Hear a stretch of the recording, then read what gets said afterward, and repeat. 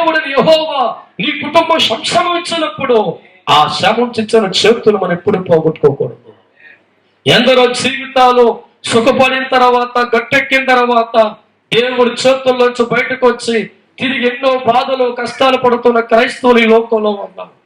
అందుకే దేవుడు వాక్యం అంటుంది, నీ దేవుడని యెహోవా నీ జీవితాన్ని దిద్ది, నీ కుటుంబాన్ని దిద్ది, నీ కుటుంబాన్ని బాగు చేసి చక్కని మార్గం నడిపిస్తుండగా ఆయన విడిచిపెట్టడం వల్ల, ఆయన వదులుకోవడం వల్ల, ఆయన మార్గం తప్పిపోవడం వల్ల మనుషులతో దేవుడు చెప్తున్న మాట, నీకు నువ్వే కంటిలో పొడుచుకుంటున్నావు, నీకు నువ్వే గుడ్డివాడిగా మారిపోతున్నావు, నీకు నువ్వే నీ కుటుంబాన్ని కారణం కాపాడే దేవుడి చేతులు వద్దనుకుంటే ఇక ఎన్నడూ నువ్వు కాపాడపడలేవు. రక్షించే చేతులు గట్టెక్కి తన వద్దనుకుంటే ఎన్నో రక్షించే అవకాశం నీకు ఉండదు. మళ్ళా నీ బాధలు మామూలే, కష్టాలు మామూలే, ఇబ్బందులు మామూలే. కారణం దేవుని విడిచిపెట్టే వాడికి చావు తప్ప సుఖం రాదు. ఒక్కసారి లోకాసు వార్త 10వ అధ్యాయము 30వ వచనం ధ్యానం చేసుకున్నాం ఒక్కసారి. అందుకు యేసు ఎట్లనో ఒక మనుష్యుడు యెరూషలేములో నుండి యెరికో పట్టణముకు దిగి వెళ్ళుతూ దొంగల చేతిలో చిక్కిపోయాను. చాలు, దేవుడి స్తోత్రం. యెరూషలేము అంటే దేవుడు ఉన్న స్థలము, యెరికో అంటే లోకము. దేవుళ్ళు ఆత్మీయుడిగా ఉన్నవాడు, దేవుడు బలవంతులుగా ఉన్నవారి జీవితాలు ఎప్పుడైతే దేవుడి చెయ్యి వదులుకొని లోక మార్గాల్లో ప్రయాణం కడతాడో ఎవరి చేతుల్లో పడతారంటాలో? దొంగల చేతుల్లో పడతారు. ఈ దొంగల చేతుల్లో పడితే నీకేమైనా బిర్యానీ పెడతారేట్రా? ఈ దొంగల చేతుల్లో పడిన వెంటనే నీ ఒంటి మీద గుడ్డముక్కలు మొత్తం తీసేస్తారంతే.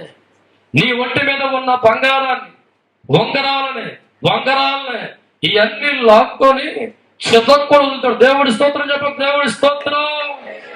దేవుడి చేతుల్లో నుంచి లోకంలో వెళుతున్నప్పుడు నువ్వు అపవాది చేతుల్లో పడతావు. ఒక ఆత్మీయుడు దేవుడి చేతుల్లో ఉండవలసిన వాడు, దేవుడి చేత మేలు పొందుకున్నవాడు, దేవుడి చేత ఆహారం పొందుకున్నవాడు, దేవుడి చేత ఆరోగ్యం పొందుకున్నవాడు, దేవుడి చేత అనగా యెరూషలేము అంటే దేవుడు ఉన్న స్థలములో నుంచి యెరికో అంటే లోక మార్గంలోకి అడుగులు వేస్తున్నప్పుడు నువ్వు కూడా అపవాది చేతులు ఖచ్చితంగా పడతావు.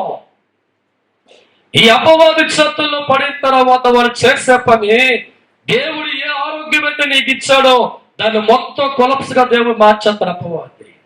ఏ సిరి సంపదలైతే దేవుళ్ళకి వచ్చిన తర్వాత నువ్వు అనుభవించే స్థాయికి ఇచ్చాడో, ఏ స్థాయి అయితే ఇచ్చాడో, దేవుడి సన్నిధిలో వచ్చిన తర్వాత ఏ కన్నీళ్లు తొడవబడ్డాయో, దేవుడు మందిరికి వచ్చిన తర్వాత ఏ రోగములు వచ్చి బయటపడ్డావో, దేవుడు మందిరికి వచ్చిన తర్వాత ఏ ప్రాణాలు పోయే పరిస్థితుల్లో రక్షించబడ్డావో, నువ్వు దేవుడు రక్షించబడి స్థాయికి వెళ్ళిన తర్వాత నీ ఆలోచనలు మారి, నీ తలంపులు మారి, నీ ఉద్దేశం మారి దేవుడి చేతుల్లో నుంచి మళ్ళా లోకంలో ప్రయాణం కట్టినప్పుడు వాడి చేతుల్లో పడతావు.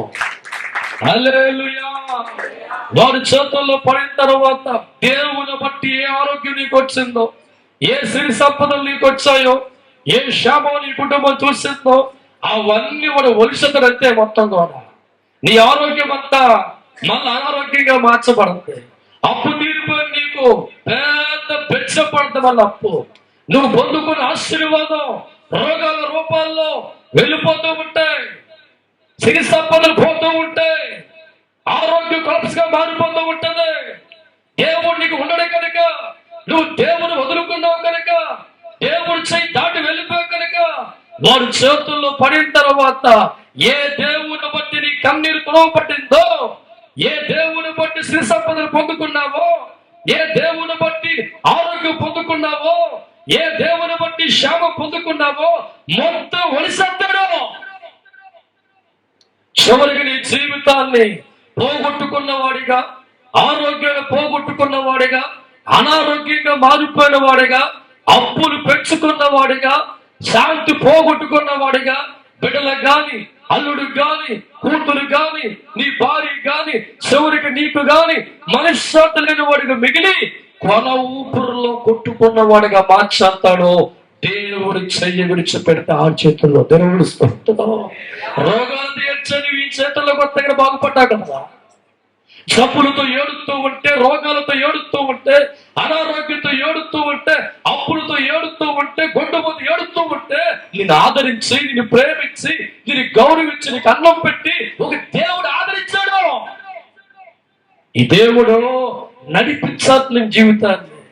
ఇక నీకెన్నడూ కష్టాలు ఉండకూడదని ఆ దేవుడు నడిపిస్తూ ఉంటే, నీకెన్నడూ రోగాలతో బదులు పడకూడదని ఆ దేవుడు నడిపిస్తూ ఉంటే, సమస్యలు మళ్ళీ రాకూడదని ఆ దేవుడు నడిపిస్తూ ఉంటే, నీ కన్నీళ్ళు ఉండకూడదని, బాధలు నీకు ఉండకూడదని, సమస్యలు నీకు ఉండకూడదని తండ్రిగా దేవుడు మారి నీ నడిపిస్తున్నప్పుడు వదులుకుంటున్నావా? నీ అంత ఊరుకుని ప్రపంచంలో ఉండడు. మెదసమే కులాతమే కంసభిషేకమారా.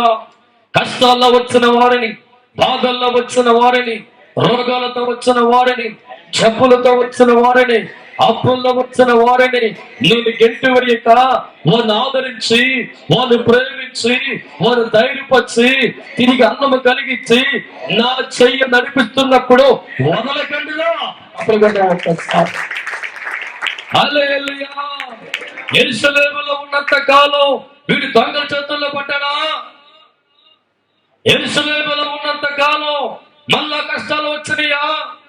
యెరూషలేములో ఉన్నంత కాలం ఉన్నది పోగొట్టుకున్నాడా? యెరూషలేములో ఉన్నంత కాలం ఏదైనా పోయిందంటే నో, పోలేము. చల్లగా దేవుడి చేతుల్లో.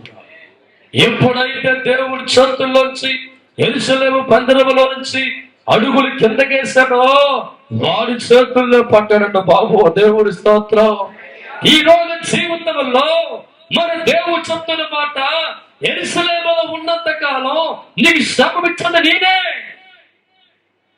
ఏ కీడు నీకు రాకుండా దేవుడి చేతులు కాపాడుతుంది. దేవుడి చేతుల్లోకి వచ్చి ఒక రేంజ్ వెళ్ళిపోయి మళ్ళీ నెలకెళ్ళిపోతుంది. కారణం వారు దేవుడి చేతుల్లో కష్టాలతో, బాధలతో, కన్నీళ్ళతో వచ్చి ఆశీర్వాదాలు. ఈ ఆశీర్వాదం వచ్చిన తర్వాత మనిషికి ఆలోచన మారిపోతుంది, తలంపులు మారిపోతాయి.